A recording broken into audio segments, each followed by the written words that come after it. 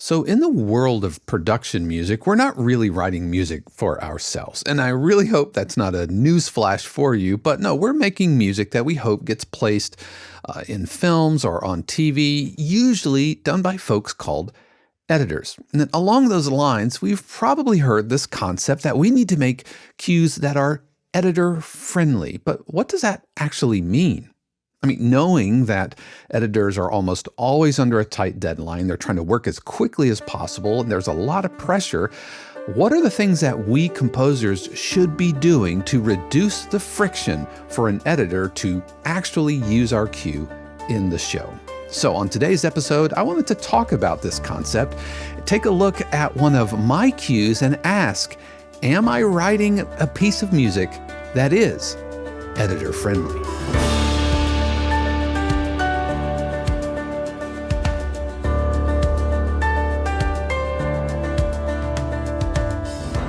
What is happening, everybody, and welcome back to another episode of the 52 Cues podcast, where each week we are diving deep into the world of production and library music. My name is Dave Croft, and it is so good to be with you here today. Whether you're watching on YouTube or listening to the audio podcast on the go, just know that I appreciate you spending part of your day here with me. And as always, I appreciate our family, friends, and neighbor subscribers who are composers just like you, looking to write better music and find success in the sync music industry. And 52 Cues is there to help with workshops, Zoom feedback sessions, live streams, pitching to real music libraries, an amazing community of generous, like-minded composers, and a ton more. If you want to join us, head over to 52cues.com. It is free to join with subscription tiers starting at around $4 a month. We'd love to see you. So on today's episode, I want to talk about this idea of editor friendly. Like I mentioned in the intro, we know that editors are super hardworking. They're always under a deadline. They're always trying to work as quickly as possible. And we know that we have to submit music that reduces the friction of them finding our cue and using it and editing it and putting it into the show. Because if there's too much friction, then editors are just going to kind of move on, especially if you're working with a library that has a lot of tracks, or if you're working like in my experience working with Discovery Channel, and they have hundreds of thousands of options in their catalog. So the fact that my cue ends up in the editing bin of an editor, that's already a win. So I don't want to put roadblocks that make the editor's job difficult. So today, I want to talk about 6 main aspects that I consider when I am writing a cue so that the editor can use my cue, reduce the friction, and make it as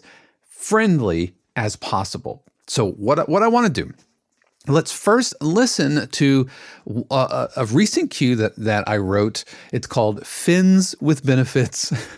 It is for a brand new brief that I got for Discovery Channel, and I am writing an album of Shark Week investigation cues. So let's take a listen to Fins with Benefits.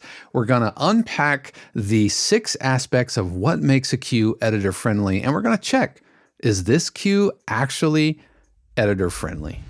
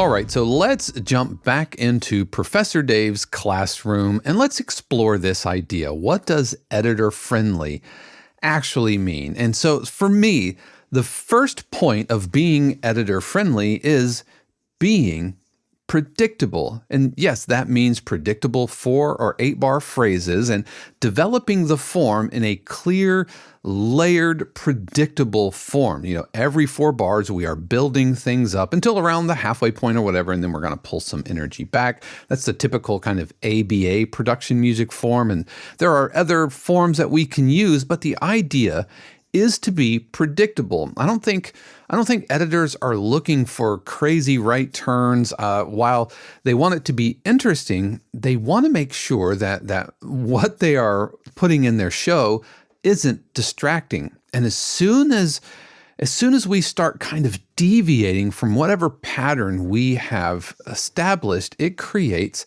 potential problems. So if we were to go back over and check out Fins with Benefits, do we have predictable phrasing?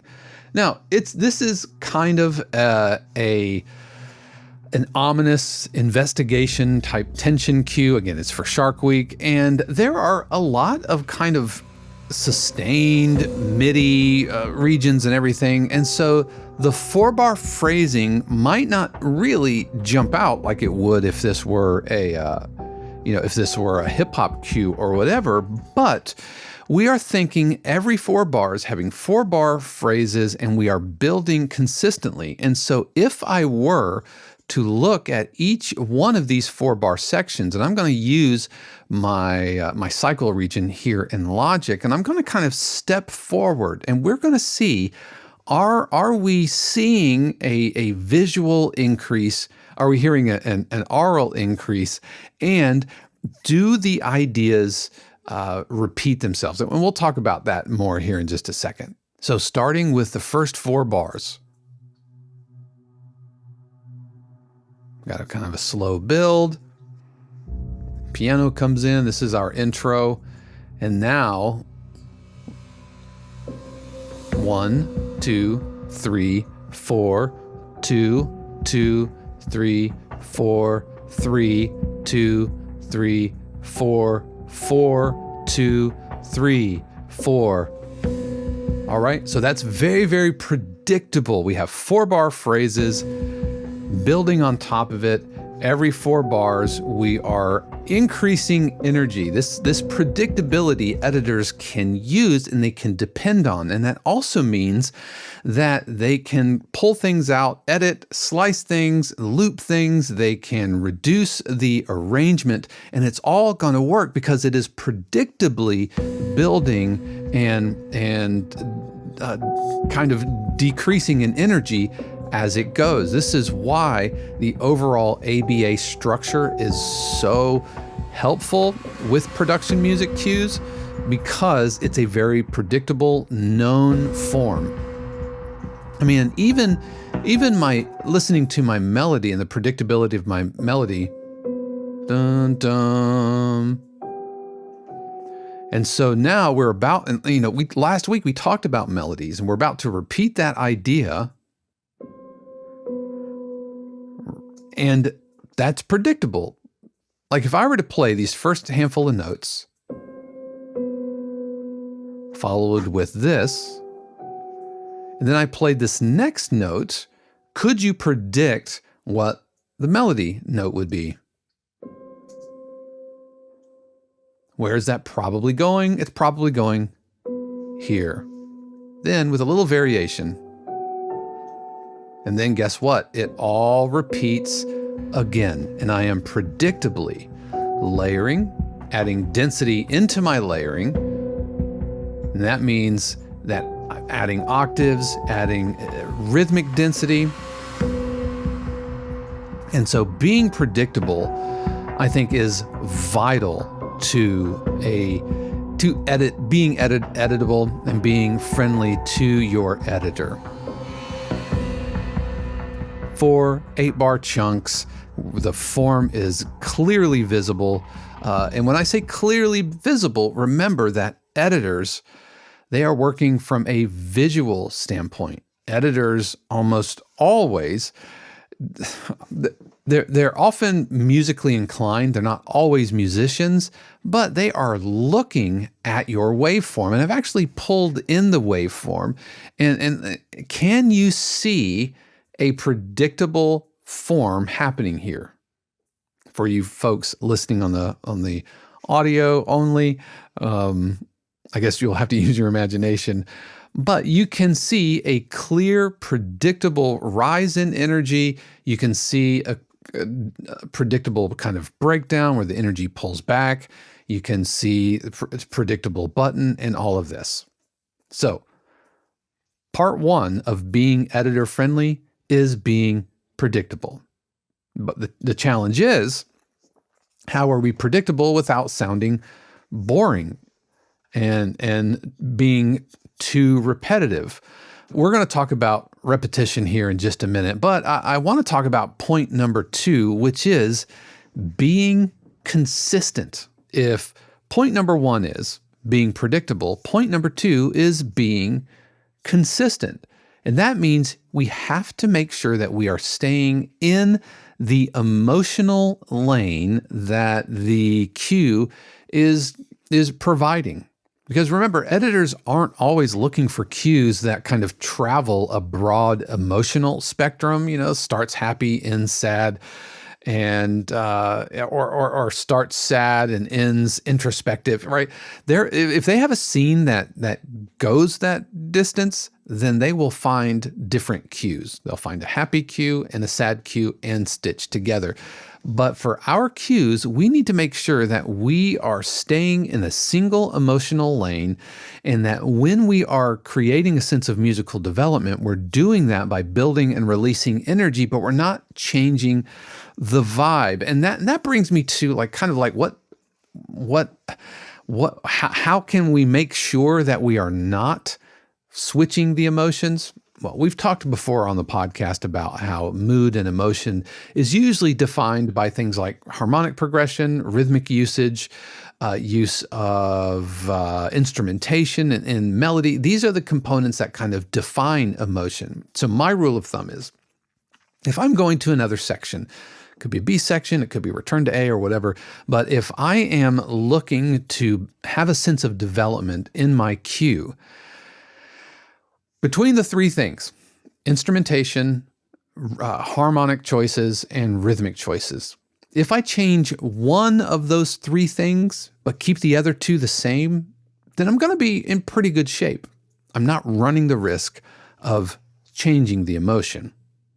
So if I were to change from a marimba to a piano, for example, or if I was to change from a harpsichord or a harp, let's say, into a pulse, right? But everything else is the same. Harmonic language is the same. The rhythmic language is the same. Then we're in pretty good shape here. It's going to feel like a shade of the emotion that we're already on. If I change 2 of those things, if I switch up the instrumentation and change up the harmonic language, so if I go from harp to pulses and go from like major chords to minor chords, now suddenly we are really shifting the emotion, or we are at high risk of pulling out of the emotional lane that we've been in. If I do all 3, if I change the instrumentation, I change up the harmonic language and start changing up the rhythm. And that could be the harmonic rhythm, how fast the chords are changing. That could be the pulse. It could be the swing pulse. Is it triplet based? Now it's 16th note based, or is it largely 8th notes, but now I'm doing big whole notes? All 3 of those things together, then I'm almost guaranteed that I have switched my mood and emotion. And so let's go back to Fins with Benefits, and let's see, am I shifting out of the mood and emotion that is established here at the top when I create a sense of development, right? I create development by adding layers, but in this B section, because we can't just keep adding layers throughout the entire cue, when I go into this B section, am I changing instrumentation? Am I changing the harmonic language? Am I changing the rhythmic language? Let's find out. Tell you what, let's kind of fast forward here towards the end of this A section.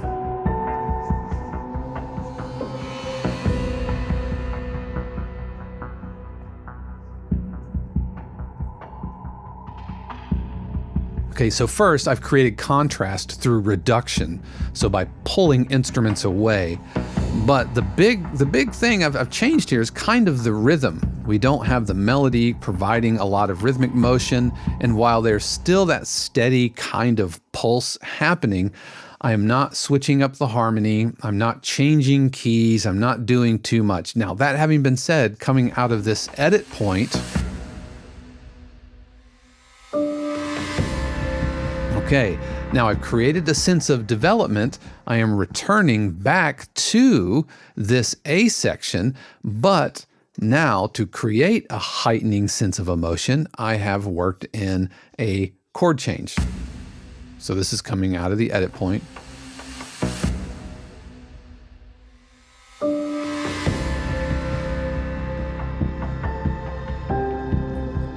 But the instrumentation is the same. I'm not bringing a new instrument to the table. I'm not bringing a new melody. In fact, I'm just returning to the melody that we already had. So it sounds familiar, right? But I'm not changing all of these different components at once to create a sense of development. That's going to pull us out of the emotional slipstream that we were already in. So number one, be predictable. Number two, be consistent. Number three, be clear. And what I mean by that is the transients in the waveform itself are clearly visible.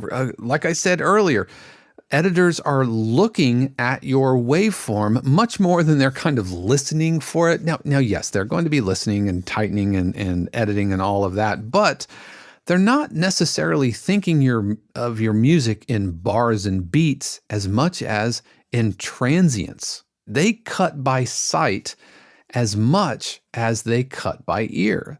So if we head back to Fins with Benefits, can we see very clear transients? If I were an editor, would I be able to edit this based off of just the transients?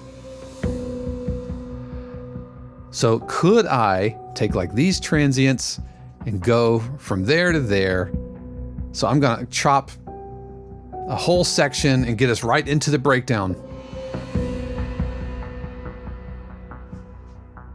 Yeah, that absolutely works. And that's because the editor can see the clear transients. It's not the toothpaste waveform because we're pushing our volume into the limiter and it's really squashing things down. That's like the toothpaste waveform. That's not working.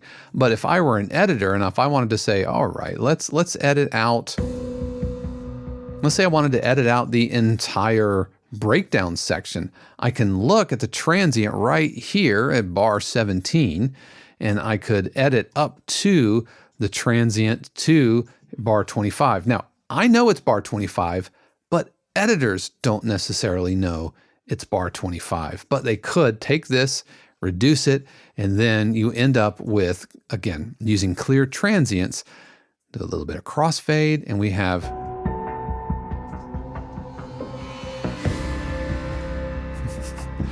goes into that chord change. Feels a little clunky.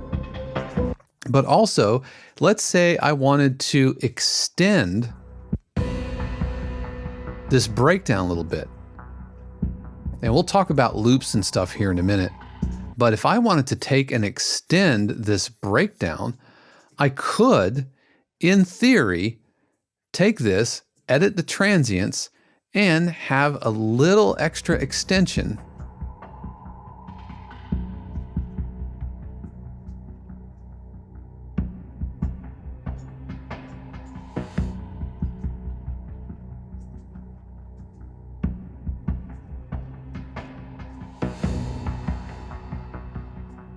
And editors do this all the time. They are looking at your waveform. And something that I that I tell my students is, do you have a healthy looking waveform?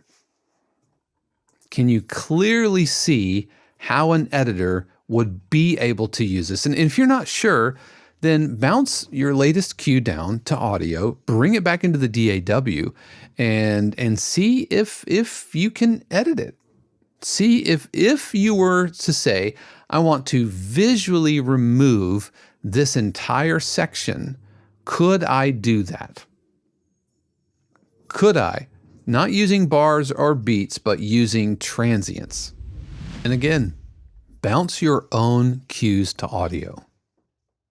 Do those waveforms look clear and editable with visual transients that an editor could grab and cut apart? All right, let's move on. Next, be repetitive. And don't be afraid to repeat yourself, because phrases and sections should loop easily, just like I showed you. And that means that, having predictable phrases and having predictable builds that editors could go in and loop and repeat as needed. We know that they might need to make things shorter, but what if they need to extend things? If you have long, sprawling melodies that, or long, sprawling chord progressions, or a bunch of crazy key changes, then an editor can't go in and loop that effectively. Or if they wanted to, then they would have to work pretty hard. And there's only so much they're going to do before they kind of move on and find something that is editable and is loopable. And repetition and loops and looping regions aren't a bad thing, because I believe that repetition builds familiarity. And it's going to help us sit into the background of a scene, and we can add variations to kind of keep it interesting, but we don't want to pull focus. So is your phrasing, are you making a melody that is repeating motifs? Are you predictably and loopably building an energy, but also giving some options for an editor that could go in and repeat the section if they needed to extend it for a certain scene? So looking at our waveform here, again, this is the Fins with Benefits, looking at the waveform. And if I wanted to build out this opening section, looking at the transients, can I go in and loop that? And does it work? Like, I've just added a loop.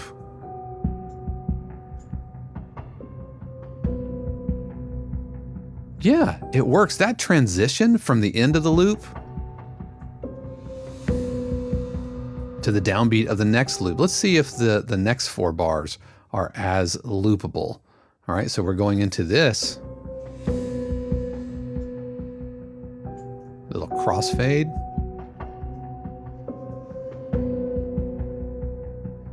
Let's see if this works. I think it's gonna work.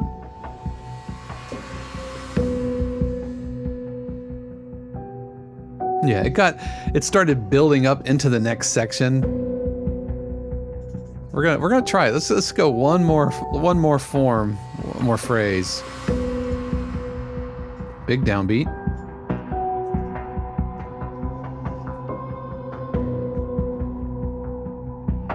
So we're gonna repeat that whole section again. Here we go.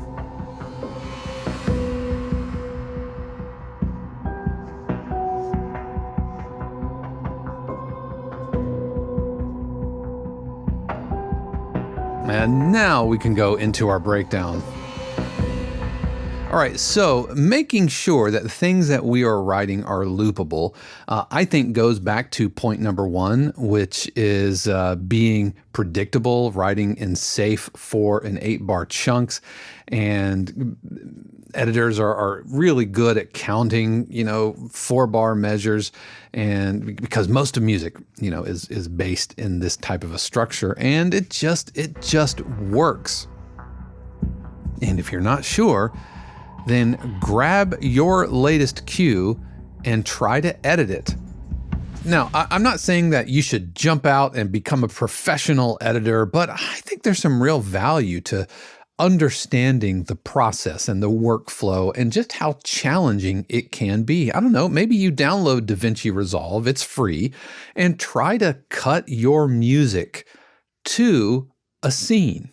It could be something from QTube. It could be something from a trailer or something. You know, we have the ability to strip out music using Logic and other stem splitters. And I don't know, I think you might learn a lot about your own cues if you try to do some light editing yourself. So the first four are be predictable, be consistent, be clear, and be repetitive, the four B's. But if we have four B's, then there are two halves that I want to show you and talk to you about. First of all, it's important to have edit points. You know, we want to build natural pauses or dropouts into our cues and edit points. And I've done a workshop on edit points, and I believe I've done a podcast episode on edit points as well. If not, then I definitely should be doing one. But edit points are natural points in a cue, either before a section or after a section. It could be an edit point that builds to kind of a cliffhanger moment, or it could resolve. Lots of different ways to work out edit points. But they are these natural moments where the energy pulls down so an editor can go in and maybe extend a scene.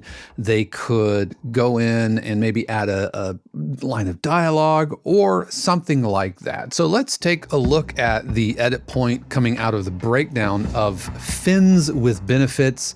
You know, we've had our first A section, the melody is building, but then we're gonna pull energy back.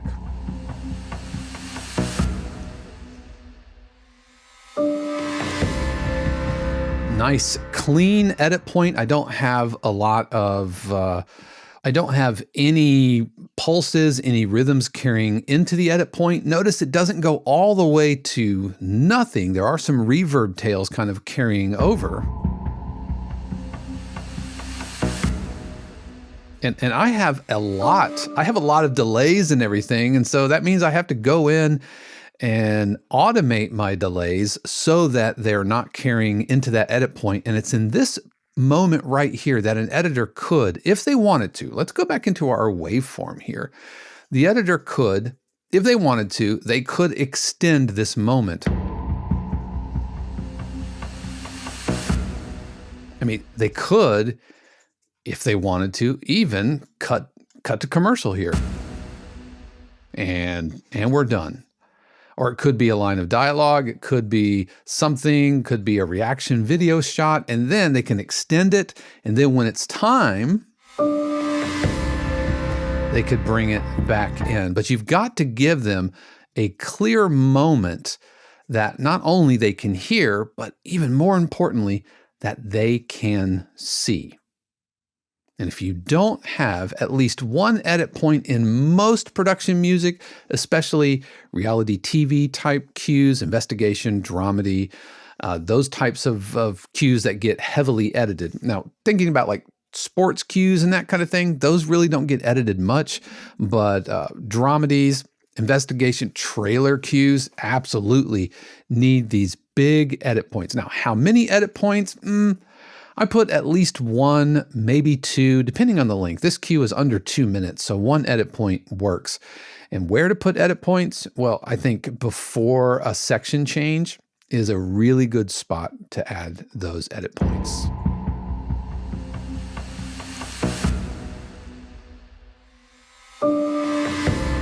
And then coming out of the edit point, making it very, very clear, the energy is returning.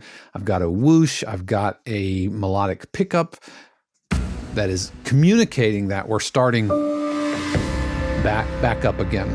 Actually, I said a whoosh. There is a reverse into the edit point. Got some sonic booms, and then a cymbal scrape that is taking us back out of the edit point. So edit points are vital to editors and things being editor friendly. And then finally, you have to have an ending. We have to bring the energy of the cue to a natural resolution that sounds intentional. It could be a button, and I tend to use button. It's a catch-all term that describes all final moments, usually on the tonic, usually on the downbeat of the measure following the final phrase. But you could also have stinger endings, which have a little bit more of a rhythmic kind of turn. That way an editor could edit and cut to the different beats of a stinger ending. Bump, jump, jump, bomb, that kind of thing. But we cannot have a slow fade. This is non-negotiable. You cannot have just a slow fade on your cue. So we're just coming out of our edit point. We are leading strongly into a harmonic shift, which is going to kind of increase the energy, push things forward. We've got our repetition going on. We've got our predictable phrases. The melody is acting exactly like it should. We're adding density, we're adding layers, adding rhythmic intensity, and into our final button. 1, 2, 3, 4, 1. And just like with the edit point, you're going to want to make sure that you are editing out any delays, automate your delays so that they don't carry forward. Right, that solidly feels like the end of the cue.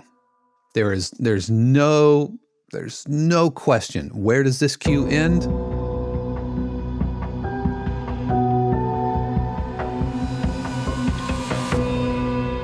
Into a solid 1 chord following the final phrase. So, what does editor friendly really mean? Well, it means being predictable, it means being consistent, being clear, and being repetitive, along with making sure you have at least one edit point and a solid button ending. Now, different cues are going to call for different levels and different intensities of these kind of things, but in general, I have found that if I at least pay attention to these elements, then I have a really good chance of an editor being able to use my cue in their editing bay. And we haven't even talked about like technical things like consistent loudness and target luffs and alternate mixes and stems and minus mixes and the delivery aspect. You work that out with your library. But I feel like these 6 components work together to make sure that I am writing a cue that an editor can not only use, but wants to use, so that when they see my name in a catalog or in an approved list of cues from the music supervisor, when they see Dave Croft, then they think, this guy has music that I can work with, that reduces the friction, and I like to believe that they're going to want to work with me. Even though I'm never going to see them, we're never going to communicate, but they see my name as the composer, and maybe that will give me an edge over somebody else's cue in the bin. But what about you? Do you have elements of your process that have taken into consideration what editor friendly means? I'd love to hear from you. Please let me know in the comments below. I absolutely read those comments, and I appreciate the feedback, because I'm just one person figuring a lot of this out on my own, and a lot of on-the-job training, some OJT, where I am learning by hearing feedback from publishers, talking to editors, talking to music supervisors and other composers, and finding out what works. And so, I mean, really, that's kind of the heart of this entire podcast. But please let me know in the comments. I would love to hear from you. But that is going to do it for me this week. Thank you so much for joining me. I hope you got some value out of that. And if you want to hear more from me, then just stick around, because you're going to see some links that come up afterwards. And go ahead and subscribe, hit the notification bell, because I talk about production and library music every week. And what am I talking about next week? Well, I'm continuing my further exploration of the different types of tension cues, and we are going to specifically look at tasking cues. So like other than dramedy cues, tasking cues are the type of cue on the tension spectrum that isn't really dark. There's no real danger. There's no even real worry, but it is kind of on that same spectrum. So I'm going to unpack my approach to writing tasking cues. What does tasking even mean? What type of scenes do these get edited to? And we're going to look at least one example in the DAW, and I really hope you can join me for that. But once again, thanks for hanging around with me. I know you have a lot of options out there, and it really means a lot, just like it means a lot to have the support of the family, friends, and neighbor subscribers. Please know that Shannon and I could not do any of this without you. But that's going to do it for me. I hope you have an amazing week. And remember, friends, that the universe has amazing plans just for you. Until next time, peace.